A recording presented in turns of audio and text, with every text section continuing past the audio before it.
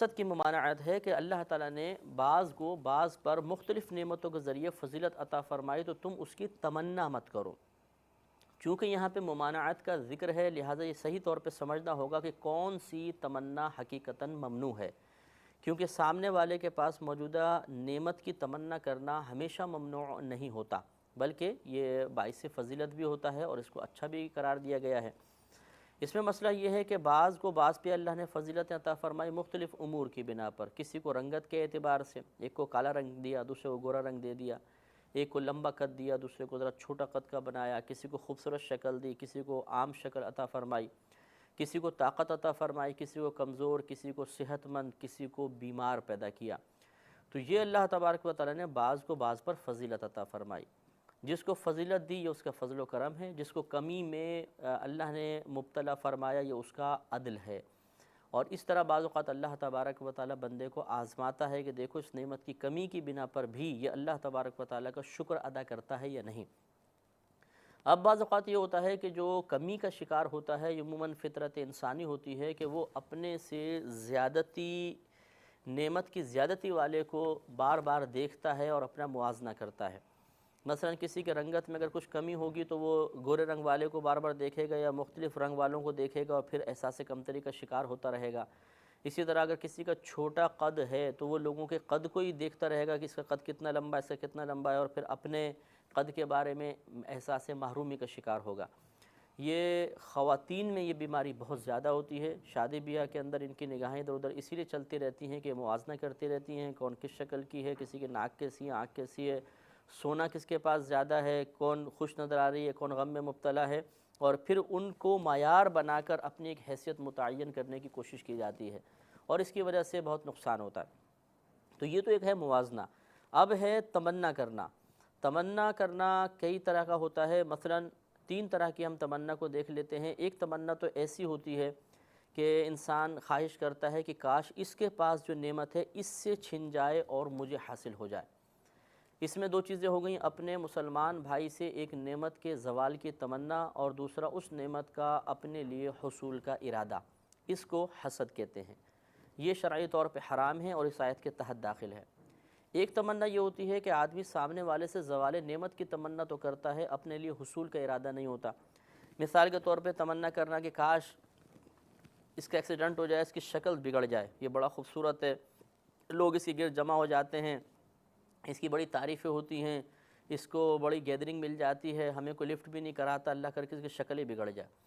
تو معاذ اللہ یہاں پر جو یہ غلط قسم کا ارادہ یا خواہش دل میں پیدا ہوئی، یہ فقط اس سے زوال نعمت کی تمنا کے طور پر ہے، اپنے لیے حصول کا ارادہ یہاں پہ ظاہر نہیں ہوا۔ اس کو کینہ اور بغض کہتے ہیں، اور یہ بھی اس آیت کے تحت ہے اور حرام ہے۔ اور تیسری صورت یہ ہوتی ہے کہ انسان کسی کی نعمت کو دیکھ کر یہ تمنا کرتا ہے کہ اللہ تعالیٰ یہ نعمت جیسی تو نے اس کو عطا فرمائی اس کے پاس ضرور رہے، لیکن ایسی ہی نعمت یا اس سے بہتر تو مجھے بھی عطا فرما دے۔ اس میں اپنے مسلمان بھائی سے زوال نعمت کی تمنا نہیں ہوتی، ہاں اپنے لیے حصول کا ارادہ ضرور ہوتا ہے، اس کو رشک کہتے ہیں، اور یہ شرعاً بالکل جائز ہے۔ نبی کریم صلی اللہ علیہ وسلم نے اس کی اجازت مرحمت فرمائی ہے۔ لہٰذا یہ ایک حدیث میں بھی ہے کہ نبی کریم نے فرمایا کہ رشک صرف 2 اشخاص پر جائز ہے، ایک جس کو اللہ نے قرآن کی توفیق عطا فرمائی، وہ اس کو کثرت سے پڑھتا ہے، اور دوسرا جس کو مال عطا فرمایا اور وہ کثرت سے اللہ کی راہ میں خرچ کرتا ہے۔ یعنی یہ 2 کو خاص طور پہ آپ نے ان کی اہمیت اور فضیلت کے بیان کے لیے ذکر فرمایا، ورنہ تو رشک ہر مقام پہ ہو سکتا ہے، تو ان پر رشک کرنا جائز ہے۔ حدیث میں حسد کے الفاظ یہ ہیں، ان 2 پہ حسد کرنا جائز ہے، لیکن شارحین نے اس کی شرح یہی فرمائی کہ یہ حسد سے مراد رشک ہے، کہ آدمی ان پر رشک کر سکتا ہے، یعنی یہ 2 اشخاص ایسے ہیں جو واقعی رشک کے حقیقتاً قابل ہیں، کہ اللہ نے مال دیا اسے خرچ کر رہا ہے، اور نیکی کی توفیق دی، قرآن کی توفیق عطا فرمائی تو وہ کثرت سے اس کی تلاوت کر رہا ہے۔ تو اب یہ حسد، کینہ اور رشک ہر مسلمان بھائی اور بہن کو اپنے بارے میں غور و تفکر کرنا چاہیے۔ تو آپ کی خدمت میں عرض کیا تھا کہ قرآن عظیم کو جب بھی ہم پڑھیں تو 5 اسٹیپس ضرور پورے کریں۔ نمبر 1 اس کی عبارت پڑھیں، پھر اس کا ترجمہ کریں، پھر اس کے بعد اس ترجمے کے مطابق جو مقصود الہی ہے وہ متعین کریں، یعنی تفسیر اور تفصیل کو جانیں۔ اس کے بعد اپنا محاسبہ کریں۔ تو ہر ایک مسلمان بھائی اور بہن کو چاہیے کہ اپنا محاسبہ کرے، اپنے رشتہ دار، اپنے دوست احباب، اپنے گھر والے جو گھر میں ہیں، اپنے محلے میں جو لوگ رہتے ہیں ان کے بارے میں غور و تفکر کریں کہ کوئی شخص ایسا تو نہیں کہ جس کے پاس موجود کسی نعمت کو دیکھ کر ہمارا دل جلتا ہے، اس کی مسکراہٹ بری محسوس ہوتی ہے، اس سے مصافحہ کرنے کو دل نہیں چاہتا، اور بار بار یہ ارادہ پیدا ہوتا ہے کہ کاش اس کو اللہ کی طرف سے کوئی نقصان پہنچ جائے، اور اسی طرح اس کو خوشی ملتی ہے تو رنج پیدا ہوتا ہے، وہ غم میں مبتلا ہوتا ہے تو ہمیں خوشی محسوس ہونے لگ جاتی ہے۔ یہ تمام علامات حسد کی ہوتی ہیں، کینہ و بغض کی ہوتی ہیں۔ اگر اس قسم کی علامات پائی جائیں تو پھر ہم 5واں سٹیپ یعنی عمل کی طرف آنا چاہیے کہ اس کا علاج اختیار کریں۔ حسد کا علاج بہت آسان ہوتا ہے، یعنی بیان کرنے کے اعتبار سے آسان ہوتا ہے، بہرحال عمل کرنے کے اعتبار سے تھوڑی سی دشواری پیش آئے گی، ہمت کرنی ہوگی کہ جس سے آدمی کو حسد ہو سب سے پہلے تو اس کا سبب جانے کہ مجھے کس چیز سے حسد ہے۔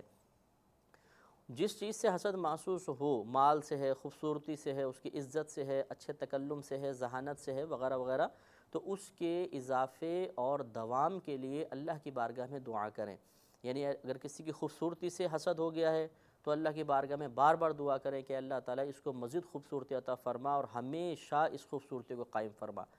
دعا کرنے کی برکت سے دل آہستہ صاف ہو جائے گا۔ اس کے علاوہ اس شخص کو سلام کرنا، اس سے مصافحہ کرنا، اسے تحائف بھیجنا، اور اسی طریقے سے اس کی پیٹھ پیچھے تعریف کرنا اور اس کی خوشی پر مبارکباد دینا، غم ہو تو ہمدردی کا اظہار کرنا، یہ تمام امور آہستہ آہستہ انسان کے دل سے نفرت کو دور کر دیتے ہیں۔ اور یہ حدیث میں بھی نبی کریم صلی اللہ علیہ وسلم نے فرمایا کہ ایک دوسرے سے مصافحہ کرو، اس سے دلوں کا کینہ جاتا رہتا ہے۔ اور ایک روایت میں ارشاد فرمایا کہ ایک دوسرے کو تحائف بھیجو، اس سے محبت بڑھے گی۔ تو تحفے بھیجنا، غائبانہ سلام بھیجنا، اسی طرح اس کی پیٹھ پیچھے تعریف کرنا، دعائیں کرنا، یہ تمام امور الحمدللہ حسد کو دل سے نکال دیتے ہیں، اور ان پہ عمل کرنا ہم پر لازم ہے۔